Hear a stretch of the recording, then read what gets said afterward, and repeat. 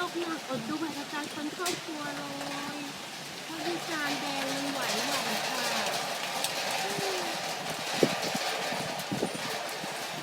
บ้านเพื่อนๆอยู่แถวไหนคะฝนตกหนักกันบ้างค่ะดีนะวันนี้ไม่ได้ออกไปไหนเรียนเปลี่ยนแน่เลยเมื่อกี้ฟ้าร้อง